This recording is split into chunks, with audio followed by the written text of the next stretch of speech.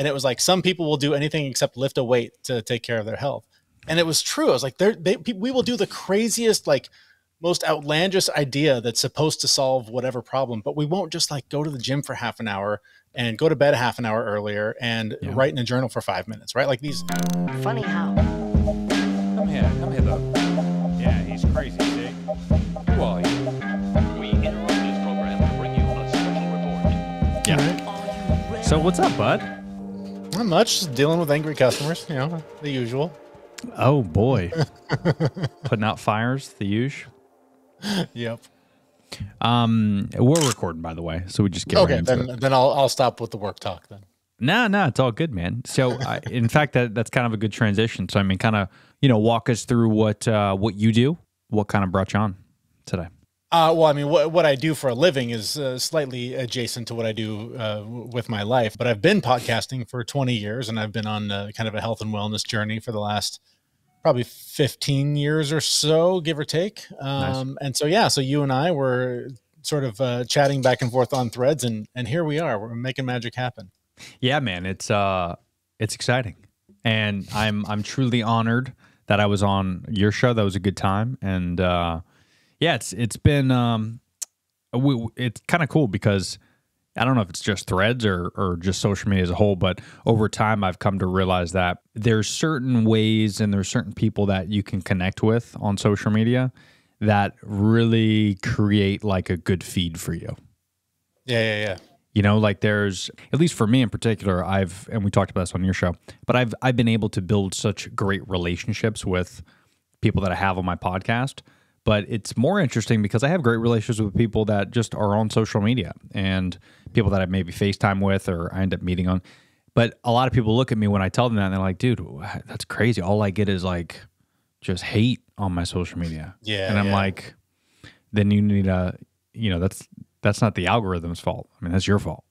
Yeah. I mean, what you're looking at is what it's going to feed to you, right? And that's so right. I do think Threads is kind of an anomaly right now. It's very much social media 10 years ago, where it's kind of a little bit more free flowing. I think a little bit less a slave to the algorithm or whatever. But then in other ways, it is like, if you like one thing that references a podcast, and the next 47 posts are all podcast related.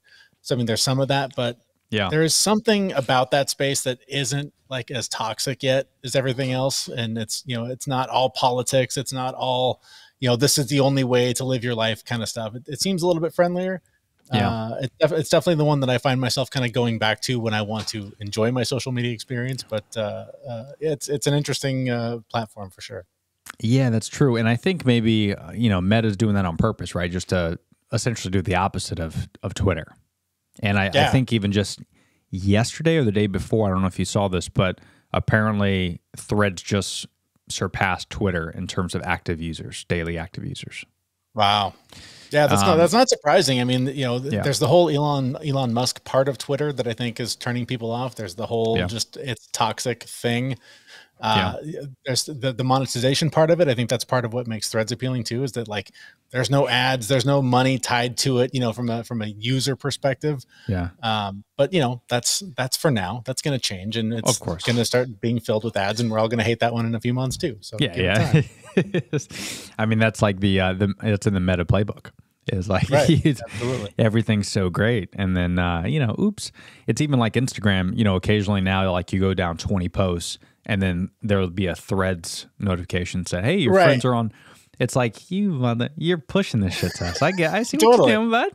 And then once you're on Threads and you engage, and then you're like, oh, let me check out their Instagram. And then you're on Instagram, and they get served ads there.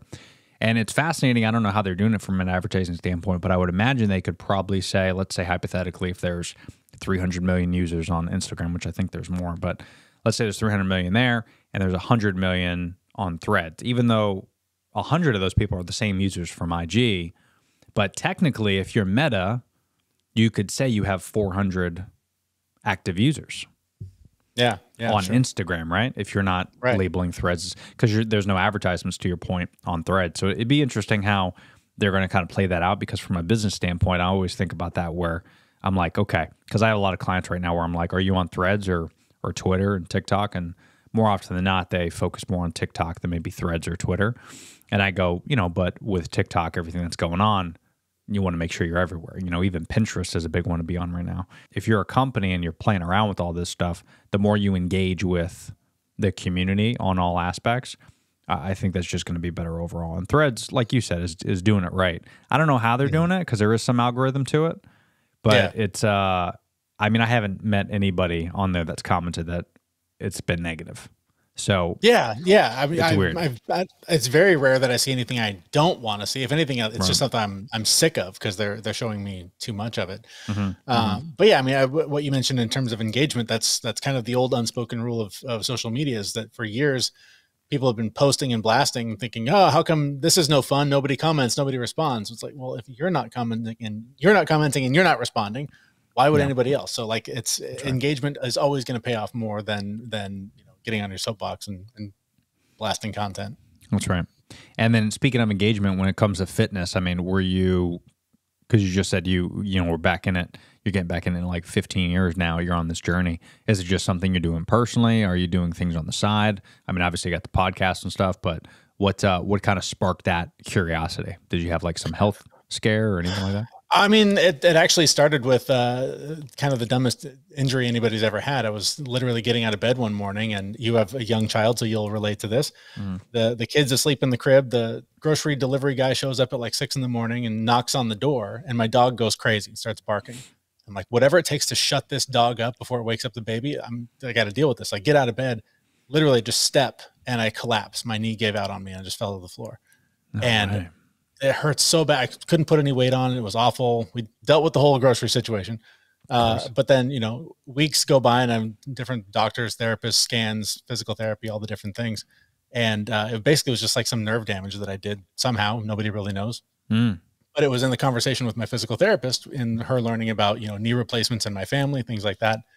She was like, if you don't get on a bike and start moving your knees that way, you're going to end up replacing your knees too. Wow. And I thought she was completely nuts. Like, I haven't ridden a bike since I was 6. Like, who rides a bike? I'm 30 something. I'm not going to do that.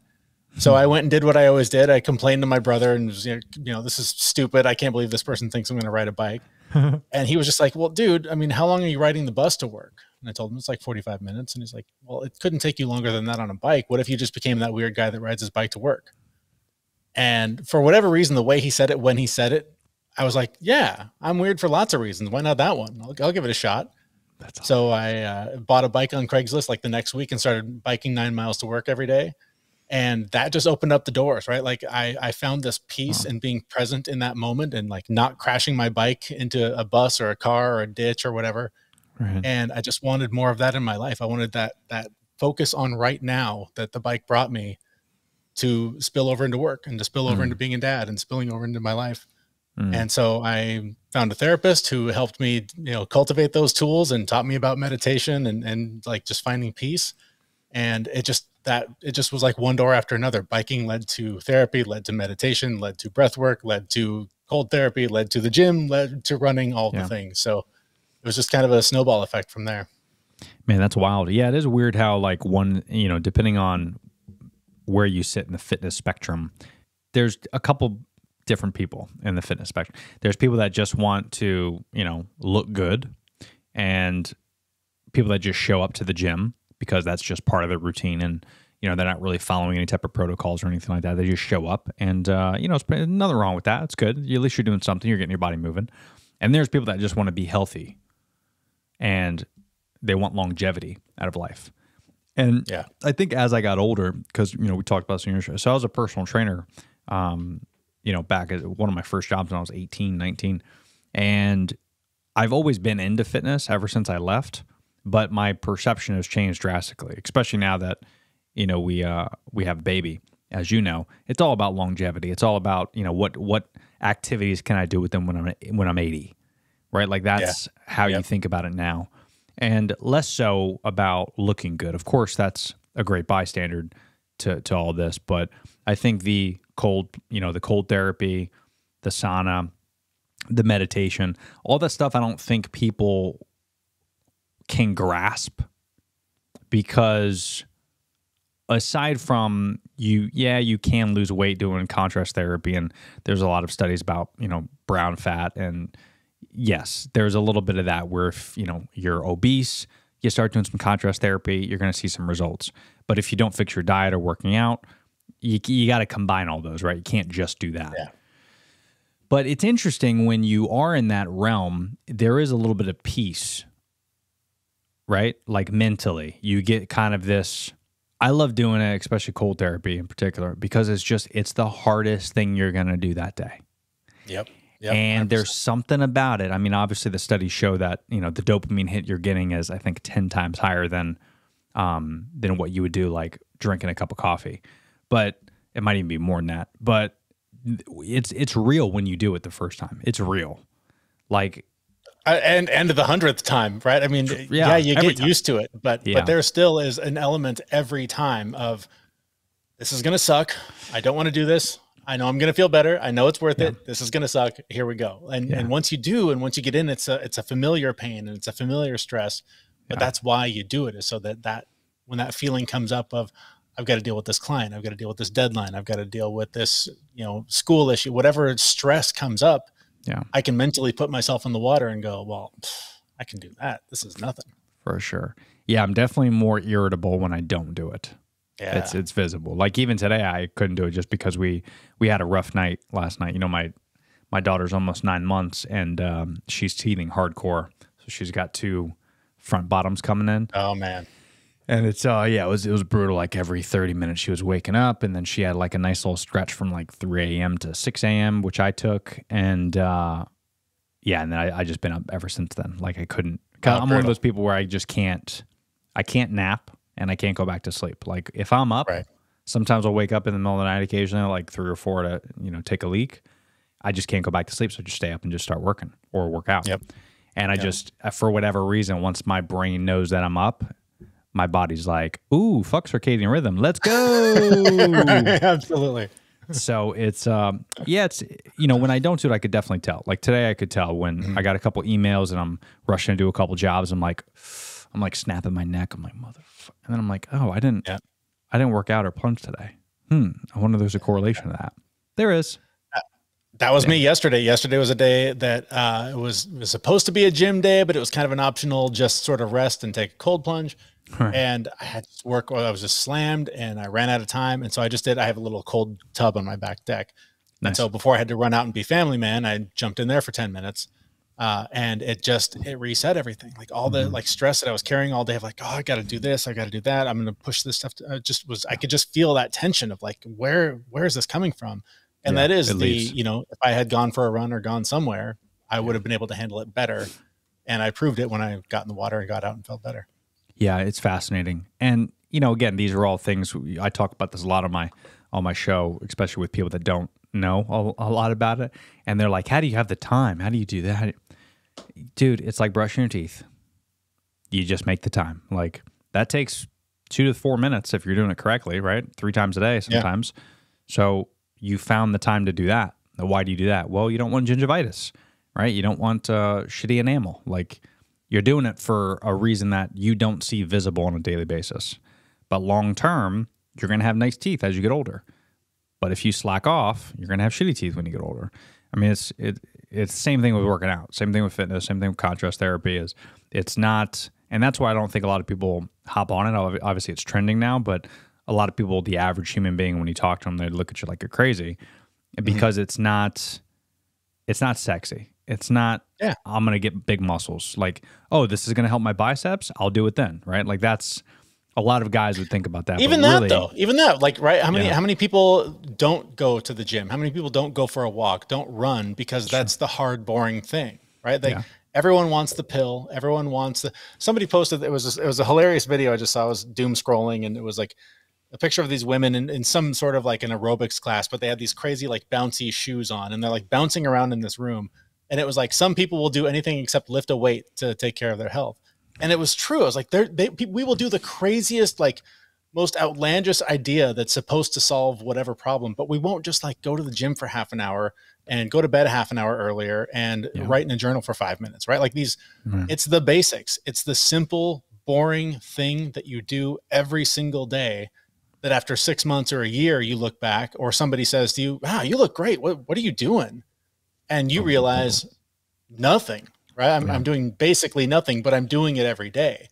Yeah. But everyone wants oh, well, I ran a marathon yesterday and I lost 87 pounds. Like, that's not how it works. It's not how it works. Yeah. Yeah. We're always hooked on this short term. And, I go back to companies. They're just really good at marketing because we always do think there is something else out there. It's the quick diet. It's this protein bar that's a meal replacement. It's this shake. Oh, you can do this and you'll lose weight. And like we've been fed for years and years propaganda of like Slim Fast and Atkins and all the shit that's been pushed down our throat where we think it's a shortcut to eat. And Weight Watchers, like this is how you do. No, you just have to eat healthy and you have to do some sort of activity. Even just walking 15 minutes a day. I read some great article. I forget what it was. I'm trying to think of the name. I want to give them a shout out, but it was this great article where they talked about just the benefits of walking after every single meal. So it's 3 times a day, just walking for 15 minutes a day. You're outside, right? No matter where you live, you're going outside, you're getting out of the office, especially if you're, at home and you work at home. You're getting out of the office 3 times a day. You're walking between, 5,000 steps, maybe 10,000 steps is the minimum per day. But if you can hit to like 20,000 steps a day by getting these walks in, that's going to show huge effects. You don't even have to work out. But if you're eating right and you're just walking, or you get like a standing treadmill, dude, huge benefits. And all of that, but also like it's managing the blood sugar spike. So like if you just ate, your blood sugar is going to spike, and then when it crashes, your brain's going to go, more of that. So you'll go back to the pantry and find the next thing. But if you eat and then you go take that 10 or 15 minute walk, it regulates that blood sugar, it puts it to use, and it stabilizes so that that all the good feelings you just created from eating good food and taking a walk will now sustain you until the next meal instead of the next snack in half an hour or whatever it's going to be. So, yeah. And that's, that's deep in our ancestry, right? Like that's because, a lot of people, they don't think about this when they're eating food, but food has been and always will be fuel. Yep. That's just what it is. It's not meant for pleasure. Yes, you can enjoy a cheesesteak, and yes, you can enjoy, sweets and a Snickers bar. Sure. But the idea of that, if you eat a meal or even just a food, any type of food, a snack, and then you're tired immediately afterwards, that should give you an immediate red flag and saying, oh, this is not supposed to happen. Because we're meant back in the day where we're supposed to eat whatever it was, fruits, berries, meat, whatever you want to say. But we're supposed to eat and then go out and hunt for the next meal. We're supposed to eat and go be active and forage. We're supposed to eat. We're not supposed to eat and take a nap. You take a nap, a saber-toothed tiger is going to rip your face off. Like, we had to be ready to go. And our body was meant for that. I mean, shit, every single body is meant for that, human and animal. I mean, again, you look at like lions deep in the habitats, right? Like in Africa, you look at these guys that gorge on an entire meal. Yeah, they're going to take a nap. So if a gazelle runs by, they're not going to chase after the gazelle. So what do? They kill a bunch of gazelles, and that's how they feed the pride. So they don't just indulge on one and then try to hunt. They hunt at once, and then that's how they feed. So we have to kind of think of like that. We have to think of it is fuel, and it shouldn't be gluttonous. It shouldn't be something where we just consume and consume and consume. And but that's tough because again, companies are good at marketing. They're good at selling the Cheesecake Factory and, all these sugary drinks. And it's good. I mean, a Snickers bar is good. I get it. But but they're also good at selling you stuff that's not really food. Right. We talked about this a little bit on my show when you were on. I just went on this trip to Europe, and the food quality in Europe is so far beyond anything that we have, here in the U.S. and even up here in Canada, where it is better in Canada than it is in the U.S., but marginally. And the addictive and just non-food things that they put into our food and then sell to us makes it very difficult. And I mean, you can preach shop the perimeter of the store all you want, but even the meat has been tainted. Even the vegetables have been tainted. Like, all of this stuff, no matter how hard you try by walking into your standard grocery store to buy the healthiest stuff, it's still not what your grandparents ate. And it is, I believe, and I've talked to experts about this, a big reason why we have such an obesity epidemic and so many health problems, because we're not eating real food anymore. We're eating the stuff that will last the longest on the shelf and turn the highest profit rather than the thing that is the best for your body. Yeah, 100%. I mean, even just you look at like apples. I mean, apples, they have to coat with wax because they want it to look pretty, right? Strawberries, there was a really cool video I saw. It wasn't cool, it was depressing. But where they took a basket of strawberries and they took one strawberry out of that and drained it completely and tested the pesticides in it. And you can actually, you can spray enough pesticides to grow more strawberries, like an entire field of it, just from a batch of strawberries. Right. You can feed an entire farm full of pesticides. We should not have that much pesticides, but they do that because, God forbid, if there's, you know, a bug on it, or if there's a little brown hole or something like that, it won't be able to sell on the shelves. And it's crazy. And, you know, that is all because we, again, the relationship with the food we have, it has to be pretty, it has to be perfect, and it has to be good, where, you know, we throw away a lot of food as well. I mean, I think we might be number one, aside from China, that throws away the most waste when it comes to food. Yeah. You know, and you go to a restaurant and you look in the back, like I used to work at a restaurant, the amount of food that we would waste, you know, it's unbelievable. And it's depressing because when you open up your eyes and you look at other countries that don't even have food, I mean, it's, you know, what are you doing? Yeah. I distinctly remember the shift when, you know, I was much younger. This was probably 20 plus years ago, but I remember going to a McDonald's drive-through with a friend, and this was something that was common back then. Even McDonald's wasn't as horrible then as it is now. True. But there was this noticeable shift in the size of the portions, and like, because it went from this point of like being kind of affordable, but you weren't getting a lot of food, to these just like massive things that were still, you know, $3 or $4 or whatever. And it just started this trend of just piles of food on your plate. You go to a restaurant and you've got to get the most, like if they're going to, especially now, if they're going to charge you $30 to go out to dinner for a single plate, like better be a lot of food on there. Yeah. But how do you make that cost effective? How do you profit if you're going to actually sell what that's worth? Yeah. And I mean, you know, if there's anything the pandemic taught us, hopefully, is we don't necessarily need to go out all the time. You know, it's always great to support local business but again, you talk about, you know, our food not being as nutrient dense as our grandparents. It's 100% true. I mean, McDonald's is a great point because, I mean, even just like the food, because if you have kids, you've probably been asked that, where they're like, are you going to give your kid fast food like you had? And my answer is the same every single time, as I go, it's not the same food. That's what I had. Right. And this is, you know, again, 40 years ago, okay? I'm 38. 40 years ago, a lot's changed in 40 years. You know, McDonald's goes from one location to the millions of locations they have, or whatever it is, or hundreds of thousands, probably not millions, but the thousands and thousands of restaurants that they have, they just cannot. There's not enough cows on the planet. There's not enough potatoes in Idaho to feed, you know, everybody in the world. I mean, when you think about the scale of McDonald's itself, and then go down the line, right? Just the chain stores go down the line. I mean, forget about local, just the chain stores. There's just not enough food on the planet, because a lot of people don't understand is we get most of our stuff from our neighbors in terms of food, right? So like the potatoes, the French fries, the meats, all the agriculture is done here in America. Or Mexico, like, you know, maybe you're getting avocados depending on where it is, but Central America, I'm sure. But it's not like, you know, you're getting your steak from Singapore, right? Like it's all low. So there's just not enough fucking land. And they're going to have to figure out ways to shortcut things and to make more food. And because of that, they're going to make those shortcuts, and it's going to affect us. And when you look at like the shortcuts that they make now, okay, let's say there's only a couple shortcuts. Not only that, but now you got a person that's making your food that's been frozen for a couple days. They make it. They don't care about the job because they're not making shit for money, right? Then who knows? Are they wearing gloves? Are they not wearing gloves? I don't know. And then they package it up. They put it in the bag. Then you drive it in your car, fast food, to your house. You set it down. Now it's a different temperature. Now you're going to eat it. Or maybe you warm it back up. Who knows the chemicals that are in it? Maybe that reacts to it too. So there's just so many people that are touching your food from that cow to your plate.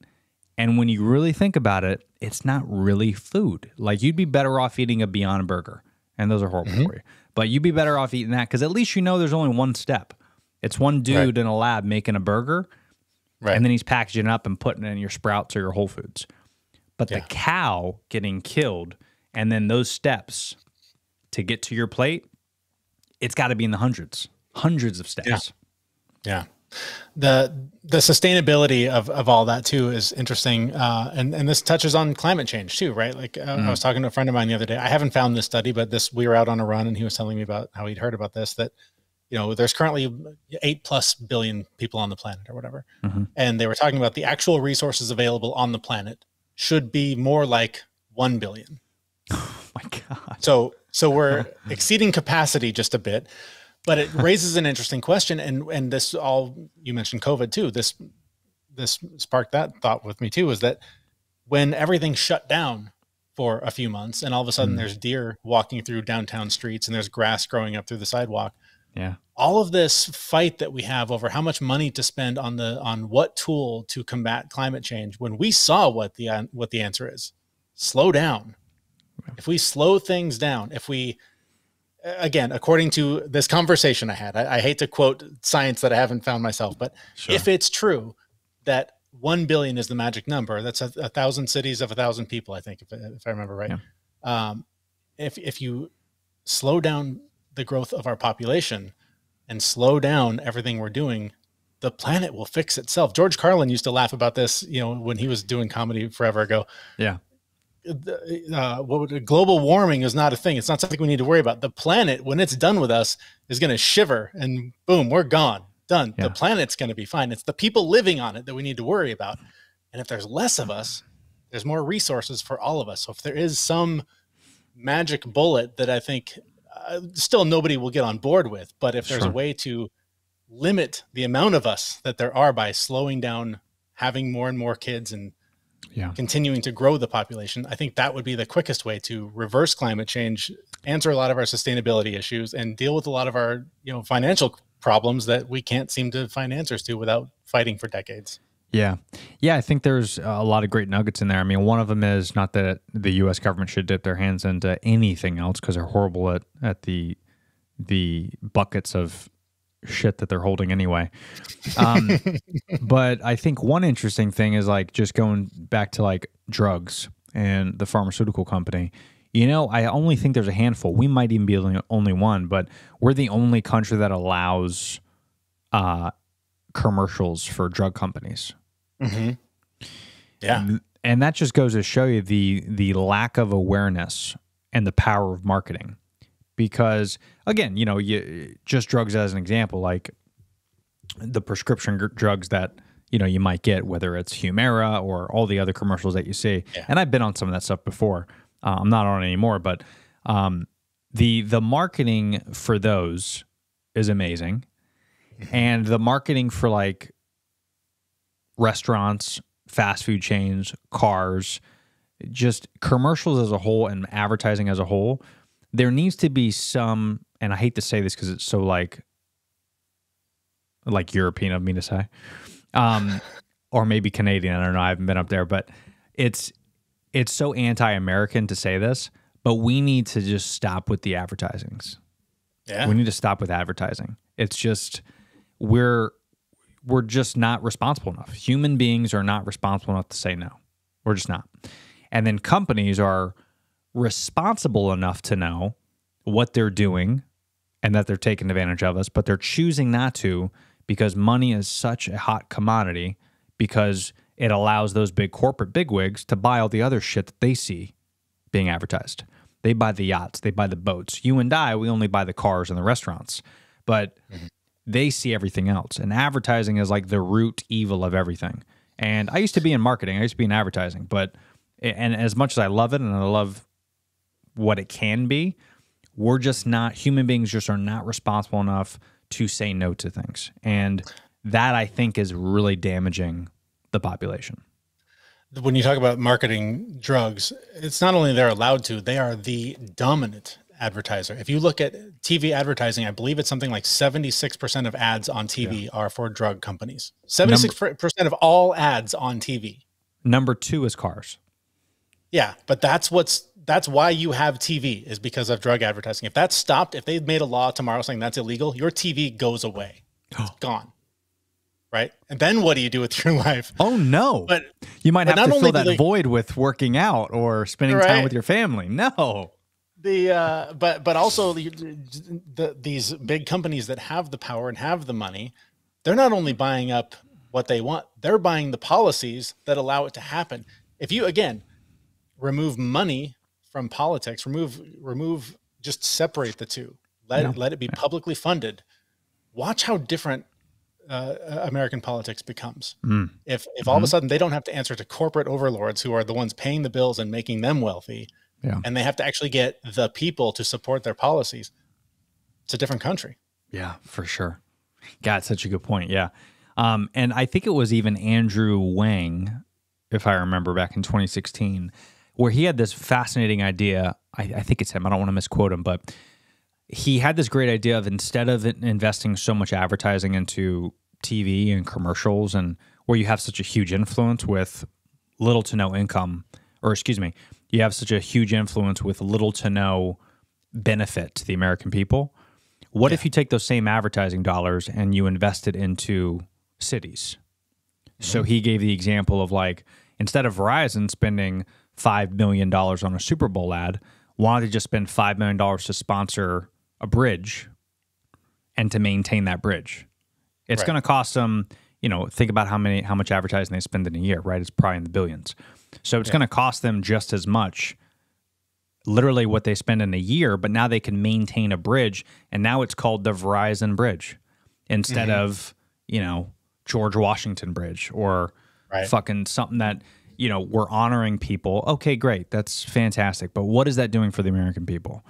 And, that seems like kind of like a Total Recall, fast forward Blade Runner type of, right? Yeah. Like that's what I envision, where it's like every single street is like Verizon and Pfizer, and that would suck. Sure, it wouldn't be as pretty, but it's not like anything's changing. You're just adding a sign or a plate to it. But now at least you're privatizing things a little bit more, where things would get done. I mean, look at Times Square. Times Square is beautiful. And all those companies that invest the billions of dollars that go into those, they maintain that area. Those companies have to share something with the city, where there's some sort of maintenance that's involved with that when you're advertising in those areas. Because if that's the dirtiest part of New York, which it's not, and that's saying a lot, but if that was the dirtiest part of New York, no one would want to advertise there. So there's something to that. There's some way where we can meet in the middle, I think, and it benefits the American people, but then it gets things away from TV, because we're so influenced by what we see on those commercials. It's very dangerous. I think it's like most things. I think that there has to be a balance in there, because for years, my brother and I would debate this. Who do you trust more, private companies or the government, right? You can't really trust either. And private companies have been shown over and over again to completely abuse whatever you give them. That's right. The government's not exactly been scot-free on that either, but there has to be a way to hold both accountable and for them to actually work together, instead of one buying from the other goods and services. And when it is removed, it's just so funny. I will never forget when we first moved to Canada, there was there was an election here, and Trudeau had called for it, and it was hilarious because the elections here, it's a 2-month process for the PM. Wow. And I remember hearing this soundbite, and I will never forget it for the rest of my life. There was a man on the street interview, and they're asking her, what do you think about this election? Is this the right time? Should they have done this? And she's like, I just don't know why we're spending $600,000 on an election right now. I don't think that is the best use of our money right now. And I almost just fell out of my chair. It goes, $600,000? That's like one ad in one newspaper somewhere. Like the amount of money that is in our gamification of politics. Ugh. So where none of us is actually truly represented, because it's the companies that are represented. It's just it's gone too far in the wrong direction to actually be a representative democracy. Yeah, and it's scary, because what can you do, right? Because I think the great thing with TikTok that I've seen over the years, especially during the pandemic, was people were able to kind of voice their opinions, and you get to see people from all over the world share kind of their thoughts that maybe you wouldn't see by watching CNN or Fox, or even being on Facebook or Instagram. Because as we know, Instagram is more, you know, not reality. And someone who's really pretty, right? You don't post your worst picture on Instagram. And then you got Facebook, which is usually like your parents being racist. That's usually how. And then Twitter up until late, you know, now it's also the same thing. But you kind of looked at TikTok like, oh, it's just normal people. Like, oh, if I wanted to, you know, hear about whatever's going on with Trudeau, I could just go to the search bar and type in Trudeau or Jordan Peterson, and usually I'll find something to correlate those two things. But now you kind of look at things and you're like, oh, wait a minute. So now that's disappearing. Now the U.S. government put the ban on, and they slipped the ban into the bill of $95 billion. That's going to go to our allies, Ukraine and Israel. And we can't fix Chicago. We can't fix California. The second most popular country, or excuse me, the second most popular state in our country, and I think it might be the largest state in our country in terms of population and mass, and we can't fix California. So what does that tell us? Well, that tells us people who voted for Biden and not Trump thought they were getting a better country in this 4 years. Is it? That's up to whoever you vote for and whatever you think. Now we think, okay, well, maybe let's vote the opposite this year. Will that work? Who knows? So now we kind of have this, like, because of TikTok, we're starting to see both sides of things, and we're starting to see, oh, no matter what, it's a shit show. The U.S. government, it's a shit show. And I think that's a big reason. And then they tack on the ban and they sneak it in. I don't know if you keep up with that, but they snuck in the ban in this bill. And even Biden was asked when he signed it about it, and he refused to answer it. That tells me it's like, so TikTok was the only place that I could actually get authentic, real shit. And you're taking that away because you're saying that China's bad. Okay, I'll accept that for a second. But then why do we support China with everything else? Why do we import, export them? Why don't we just cut them off? Do we really need, you know, plastic figurines from China? Do we need it that bad? Like, what? There's a lot of American companies in there that are making tons of money in China and vice versa.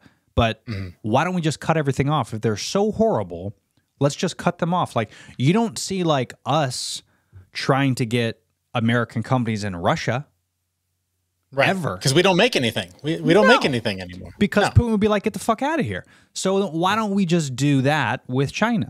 Oh, so China is allowed to give us certain things and we can trade with them and we could do these things with it. But the app, TikTok, no. That's crossed the line. You know, and it's even more funky because now you get, it's too late now. It's been 4 years that people have been on this app. So the U.S. government is trying to sneak this in, which is another problem with the reason why there should be term limits in Congress. Like, are these guys, do they have a social media team that's so ignorant and stupid that they're not saying to, like, President Biden, like, you know, everyone on TikTok knows about what's happening. So they think we're banning it because of XYZ. So maybe we shouldn't, like, purposely sneak in this bill because then 330 million Americans will know what, you know, you're doing. And 70-year-old congressmen and women are like, nah, let's do it. They'll never know. We've been doing this for decades. No, bro, you've been doing it for decades without everyone being able to talk to each other on these apps. But now we know what time it is. So now we have no lack of trust with these guys. But do we, right? Because for every video that says one thing, I can find 10 that say the other. And, for sure. And back and forth, right? Like, for sure. This has been one of the biggest breakdowns, I think, in our trust of institutions, is that there is no singular voice. Not that a singular voice is the right answer, but there was a time when the network news guy was the anchor. I mean, he was literally the anchor for a reason. He was the anchor for your thoughts and your beliefs, because they were telling you what you had to believe was the truth. And whether it was or not, you know, we didn't know at the time. We just, we believed it. Yeah. Right. And I've been in media. I know what it's like to create that content. I know what it's like to be accused of trying to manipulate, when you're just like, this is what we know. Judge for yourself, but this is what we know. Yeah. And so when you break that apart And all of a sudden the news transforms from here's what happened today to here's what you should think about what happened today. Yeah. And, you know, the channel 10 positions down the dial says, no, you should think this.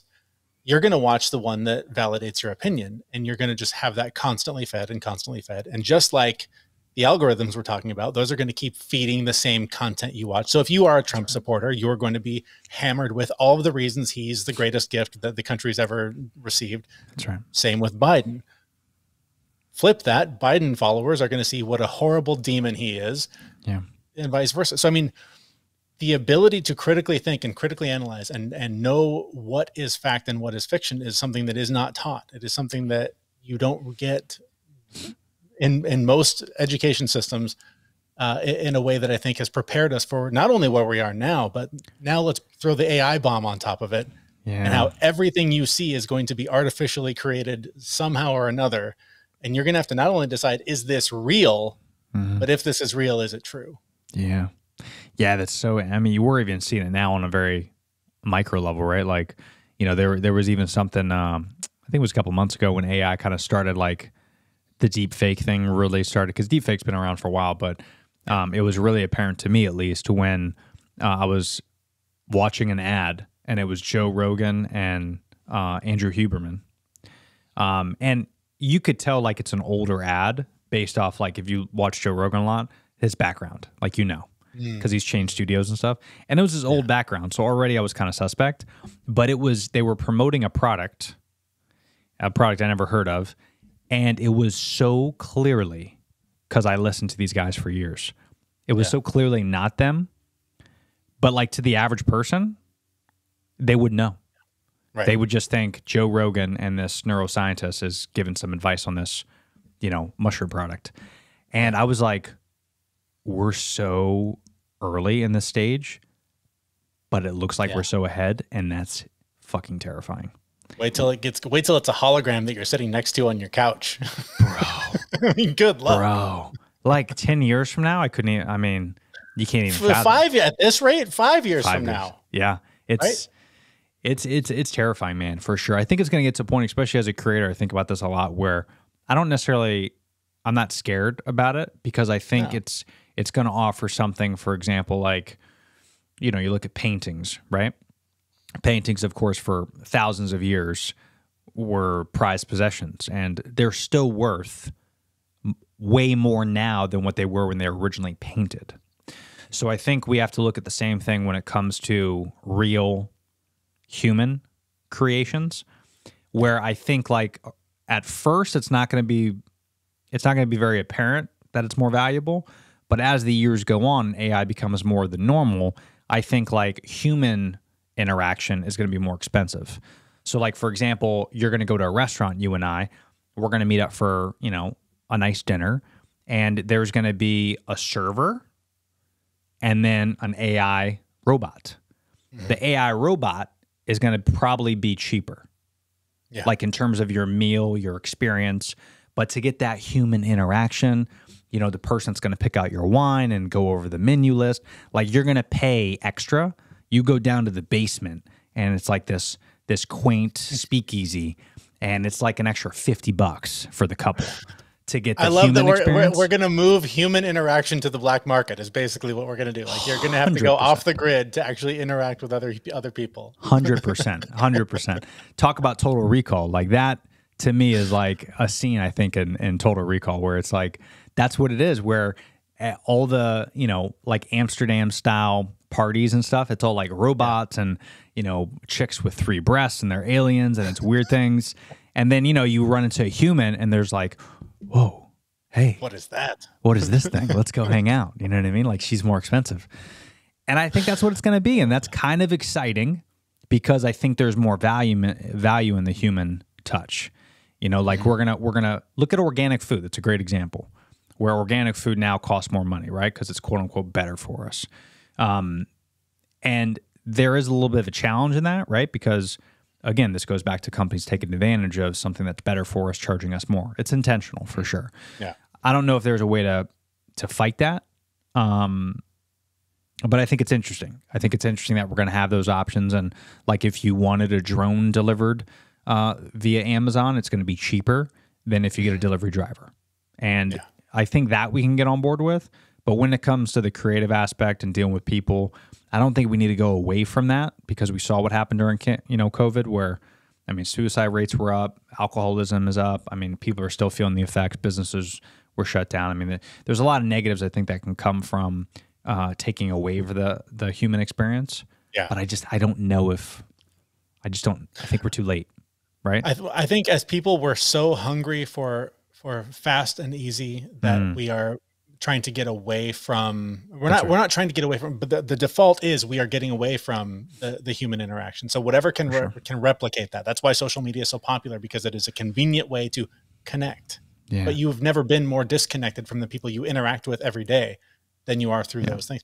I had a fantasy in my head the other day about creating an app that, like, you had to, it was kind of the anti-social media, where you had to physically be in a certain proximity with them to be friends with them. And if you wanted to post a photo with them, they had to be within so many feet, right? Like, to force interaction. If you want to be active on this thing, you actually have to go find other people and spend time with them, which of course is the hard thing. So nobody's going to do it. So the app's DOA.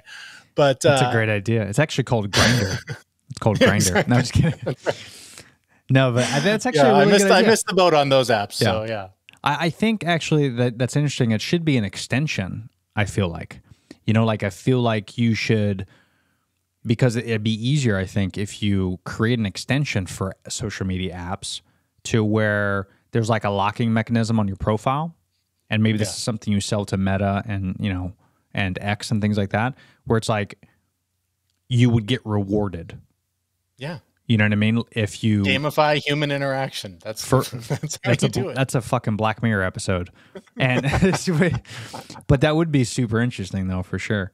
Yeah, I don't know, man. I think it's hard in our business, at least, especially podcasts. I mean, if you're dealing with that on a daily basis. With me in particular, it's very difficult because I do all these virtual podcasts. I mean, I've interviewed people from all over the world, from Africa to Australia, UK, China. Like, I've had so many incredible interactions worldwide. And it's just it's so hard to tell myself, let's just keep going. Let's just see where this fucking takes us. Let's see how alien we can get. And let's make sure the next biological humans are like part robot. How far can we take this thing? It's hard for me to say I don't want that, because there's so much cool shit. There's Neuralink. Right. There's like all this cool stuff that's coming out where it's going to make us better human beings. But every step of the way of that innovation, similar to like what we talked about with TV, is, before radio was invented, the kids would just run around outside for, 15 hours a day. You had more friends in the 1900s than you do today, most likely, like physical friends that you hang out with, because that's all they did, right? Yeah. And then the radio was invented, and now family would sit around and they'd listen to the radio, and it'd be this family time, and we talked more, and we didn't ignore each other. And then TV was invented, and now we just sit in front of a TV like zombies. But during the commercial break, we're intrigued by the commercials, and wow, let's spend money on this new vacuum, and wow, let's do that. And then streaming happened, and now you're watching shit on your phone, and now you're watching shit on your TV. So now that community that you built, that family that you have, you're completely disconnected from it, and you're just spending money constantly, and you're not connected to anybody, and you go through relationships like you're on a Tinder profile, and you have no interaction. So now it's like 20 years from now, what's it going to look like? Yeah. That's why, again, like, to go back to the lessons of COVID, I mean, the more that I think we can, and there's a balance, right? Like, the Neuralink thing is exciting as hell, because there's so much research that says, like, chronic pain, whatever pain you experience in your body is experienced only in your brain. So imagine somebody who's been walking around with back pain for 30 years, they have something implanted, they never feel that pain again, right? Like, because it's not actually caused by anything other than this trigger in your brain, right? Like, there's ways to address that are coming. They're exciting. But I also know, like, as much as I love doing these conversations and having virtual interactions with people, I'll have a little bit of a buzz after this, but I'm going to go run with a friend in the mountains after this. Yeah. And that is going to carry me for the rest of the day, because I will be out in nature having an actual interaction with an actual person in my proximity. Yeah. We are social creatures, and we are working so desperately to get away from being social creatures. Our DNA doesn't match up with that. Yeah. So we have to find that balance of using the technology that's available to advance us and make us happier and healthier, while hanging on to what has gotten us through the last, few thousand years to get to where we are now. Yeah, it is extremely fascinating that all this innovation that does happen, the people behind it, which are extremely intelligent, and we need these people, which is great. But, you look at these and you're like, they know, like, human beings have been around for thousands of years, right? They know it. But they're trying to go so far in the opposite direction of what's been around. Like, because we know thousands of years ago, this is how we did things. This is the evolution. Like, this is what happened. Now they're just guessing. Now they're just making things up. You know, it's like back in the day in the 80s when you watched Alien, the movie Alien. It was like, you looked at it and you're like, all this high-tech stuff that's on their ship, this is insane. This is amazing. But really, like, you look at that movie now and you're like, looks like garbage. It looks like Right. So, like, their ability, back in the 70s and 80s to predict what technology was going to be in the year 2000s was way off. Like, the Jetsons, way off. Like, that was, I think that was placed in 2025, I think, when they wrote that. I think it's 2062, actually. I think it was 2062. Is it 60? Okay. Yeah. So 2062, way off. Like, we're not going to be there in 35 years. So it just makes you think, like, why are we pushing so far, whether it's culture, movies, books, like sci-fi? We want to be like interstellar beings and we want to get off this planet. But it's like, dude, we have only been around for a couple thousand years. It's like you said originally, slow down. Let's enjoy. Like before, I always thought to myself, because I'm big into like outer space and NASA and, I follow SpaceX and all that. It's just great. It's unbelievable what they're doing. But then I also look at it like, dude, instead of going to Mars, Elon, why don't we take a look at the ocean for a bit? Just a little bit. Yes. Just a little bit. I'm so glad I know I'm not the only one, but I love hearing other people say, there's stuff here we know nothing about. We could start here and just, for like a year. I'm not selfish. Let's take a little dive and let's go take a look at this world. Because what is it? It's something stupid. Like we have only seen 2% of our oceans. We've only explored 2% of our oceans. Yeah, I love the. Oh no, this is a space analogy, but I love the Neil deGrasse Tyson talking about space exploration. And it's like the amount of space we've explored is the same as if you took a cup to the ocean and scooped it up and said, we've seen it all. Yeah, that's great. Yeah, I love Neil. He's fantastic. But yeah, dude, it's kind of weird, and it's also terrifying. The conspiracy theory in me says like, well, maybe they went down to the ocean and it's like way too dangerous. And that to me is a little more terrifying, where it's like, wait, that's more dangerous than like leaving the planet and going into the abyss of unknown and infinite darkness. Like, how is the ocean, which is like across the street, how is that more terrifying than leaving Earth? Right. There's got to be if we're going to something. go down the conspiracy theory road, I also like the what's buried in the polar ice caps that when it melts is going to be unleashed on the world. Right. That's another one, another irrational fear that I like to hang on to. That's a great one, dude. I love that. I have this whole episode where it's a series that I just launched my first episode last week, but it's called the Tinfoil episodes. Okay. And it's with my buddy Amadeo, who he's Italian, and he's got a thick, heavy Italian accent. But he's only been in America for a couple of years, and he doesn't know, like, he doesn't understand what a conspiracy theory is. Like, they don't know what that is in Europe. It just doesn't exist. Right. So when I tell, like, the first episode, we talked about the military having a budget for film.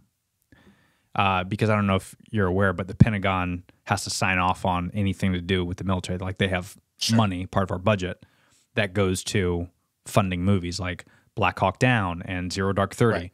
So the Pentagon paid for those movies to make sure they were accurate. Right. Or Top Gun too, I think.